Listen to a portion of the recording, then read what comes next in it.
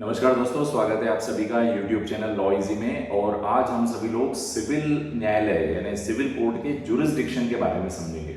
ये जुरिस्डिक्शन शब्द बहुत ही काम का शब्द है और कानून में इस शब्द का बहुत अधिक उपयोग होता है। जुरिस्डिक्शन को हिंदी में दो शब्दों से पुकारा जाता है।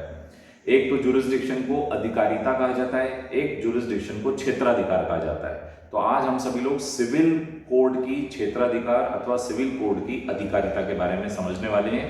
और इसी के साथ धारा 9 CPC यानी सिविल प्रक्रिया संहिता की धारा 9 क्या कहती है उसके बारे में हम समझेंगे। ये आज का जो विषय है ये कनेक्टेड है सिविल प्रोसीजर कोड से, यानी सिविल प्रक्रिया संहिता 1908 हमारे देश का बहुत ही महत्वपूर्ण कानून। और इस कानून को प्रोसीजरल कानून कहा जाता है क्योंकि ये प्रक्रिया बताता है। जितने भी सिविल कानून है हमारे देश में, भले वो लैंडलॉर्ड टेनेंट के केसेस हों, भले वो मनी रिकवरी के केसेस हों, भले वो प्रॉपर्टी के पजेशन या प्रॉपर्टी के ऑनरशिप से संबंधित केसेस हों, ऐसे कोई केसेस हों जो सिविल मामलों से कनेक्टेड है, यानी प्रॉपर्टी के मामले, अधिकारिता के मामले, धन संबंधित मामले, तो इन सभी मामलों में जो प्रक्रिया चलती है यानी जो न्यायालय की जो प्रक्रिया चलती है वो प्रक्रिया बताने वाला कानून है CPC 1908, जिसे हम सिविल प्रक्रिया संहिता कहते हैं। और इस सिविल प्रक्रिया संहिता में हर कोर्ट की जुरिस्डिक्शन बताई गई है। जुरिस्डिक्शन को हम लिमिट भी कहते हैं कि किस लिमिट में कोर्ट काम करेगी। तो जुरिस्डिक्शन एक प्रकार की सीमा होती है, एक लिमिट होती है। आइए स्टार्ट करते हैं आज का टॉपिक। तो आज का विषय है jurisdiction of the civil code under CPC, यानी सिविल प्रक्रिया संहिता के अंतर्गत jurisdiction of the civil code यानी सिविल न्यायालयों की जुरिस्डिक्शन अंडर CPC 1908, इसको हिंदी में कहेंगे सिविल प्रक्रिया संहिता 1908 के अंतर्गत न्यायालय के क्षेत्राधिकार। तो सबसे पहले ये क्षेत्राधिकार शब्द जो है क्या वो CPC में डिफाइंड है? It is not defined. Nowhere the meaning of the jurisdiction has been given under the civil procedure code. तो जुडिशियल सिविल प्रोसीजर कोड में यदि हम देखें तो इसका कहीं पर भी मीनिंग नहीं बताया गया है, ना तो उसको डिफाइन किया गया है। लेकिन इतना बोला गया है कि हम ये समझ सकते हैं कि power of court to settle the matter, यानी जुरिडिक्शन का मतलब होता है, अधिकारिता का तात्पर्य होता है कि केस को सुनने और सुनकर उस पर निर्णय देने की जो न्यायालय की शक्ति होती है, इसी को ही जुरिडिक्शन कहा जाता है। क्योंकि बिना जुरिडिक्शन के कोई न्यायालय अगर केस सुन भी लेती है तो उसके द्वारा पारित किए गए निर्णय और आदेश जो होते हैं वो वॉइड माने जाते हैं। यानी ये बहुत ही महत्वपूर्ण बात है। या कोई भी न्यायालय यदि चाहती है कि उसका निर्णय लागू हो, उसका निर्णय एग्जीक्यूट हो, तो ये बहुत जरूरी है कि वो कॉम्पिटेंट होना चाहिए, उसको जुरिस्डिक्शन होना चाहिए। तो कोई भी न्यायालय सक्षम तभी होती है जब उससे जुरिस्डिक्शन हो, यानी उस केस को सुनने की क्षमता होनी चाहिए। तो हम सिंपल भाषा में कह सकते हैं कि जुरिस्डिक्शन जो है एक प्रकार की शक्ति होती है, जिसकी न्यायालय की शक्ति होती है to listen the case and to settle the matter, यानी उस मामले को सुनकर उस पर निर्णय देने की शक्ति को ही क्षेत्राधिकार कहा जाता है या न्यायालय की अधिकारिता कहा जाता है।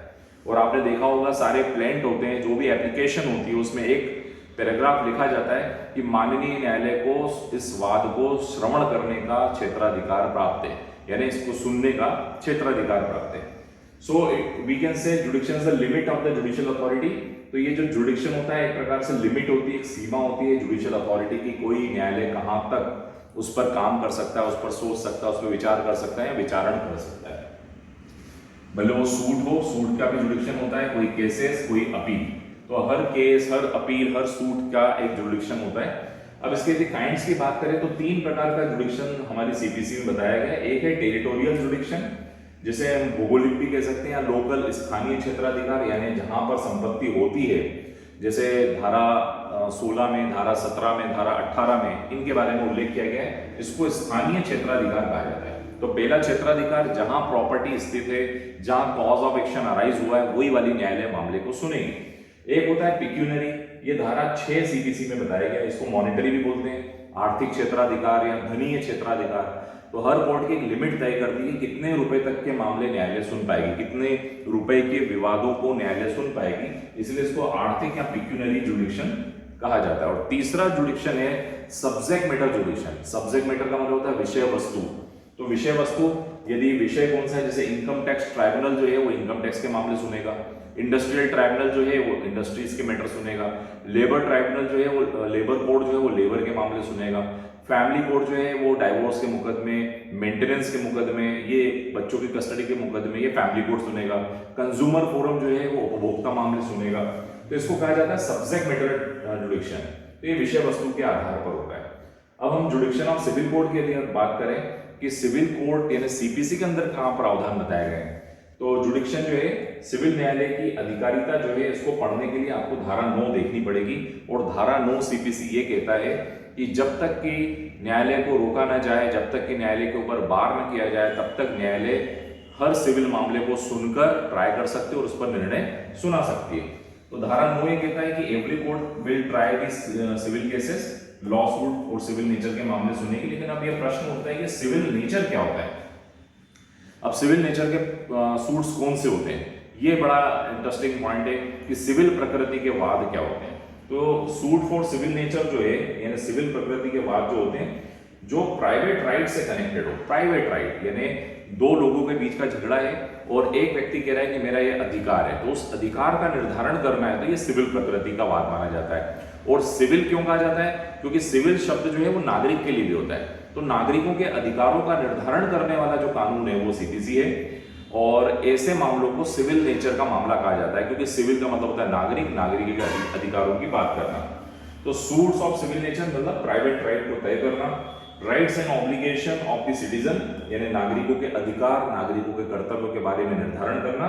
लेकिन इसमें पॉलिटिकल मामले शामिल नहीं है, क्योंकि पॉलिटिकल है ना, जो राजनीतिक मुद्दे होते हैं ये कॉन्स्टिट्यूशनल मैटर में चले जाते हैं, यानी इनके लिए रिट याचिकाएं लगती है। तो कॉन्स्टिट्यूशनल मैटर हो गया, तो पॉलिटिकल मामले या रिलीजियस मामले, जो धार्मिक मामले होते हैं, इनको they are not covered under the civil laws. तो ये मुकदमे जो है वो सिविल लॉ के अंतर्गत शामिल नहीं होते हैं। इसके बाद जुडिक्शन का मतलब होता है कॉग्निजेंस लेना। कॉग्निजेंस का मतलब होता है संज्ञान लेना, यानी मामले का संज्ञान न्यायालय तभी लेगी यदि वो सिविल मामले होंगे।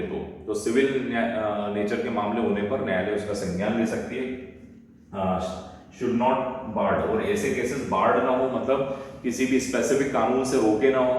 अगर किसी कानून ने रोक रखा है कि ये मामला नहीं सुना जाएगा, जैसे उदाहरण के तौर पर इनकम टैक्स एक्ट ने क्लियर कट बोल दिया बार ऑन दिस सिविल कोर्ट के ऊपर बार, तो इसका मतलब है कि सिविल न्यायालय ऐसे मामले नहीं सुनेगा, इनकम टैक्स के मामले इनकम टैक्स ट्राइब्यूनल सुनेगा।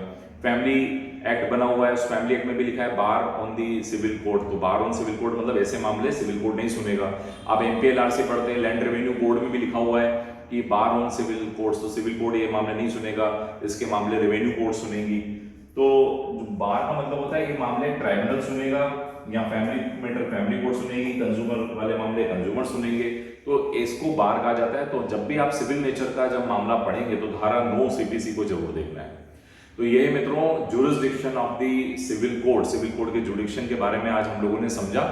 इसी प्रकार के सीपीसी के समस्त इंपॉर्टेंट वीडियोज जो हैं, doctrine of res judicata, doctrine of res sub judice, degree क्या होती है, डिग्री और आदेश में क्या अंतर होता है, प्रिलिमिनरी डिग्री क्या होती है, फाइनल डिग्री क्या होती है, मीन प्रॉफिट क्या होता है, एलआर क्या होते हैं, और जितने भी ऑर्डर्स हैं 51 आदेश जो हैं वो आप यूट्यूब चैनल लॉ इजी में प्राप्त कर सकते हैं। और एक एक आदेश पर एक एक वीडियो प्लेलिस्ट में अवेलेबल है।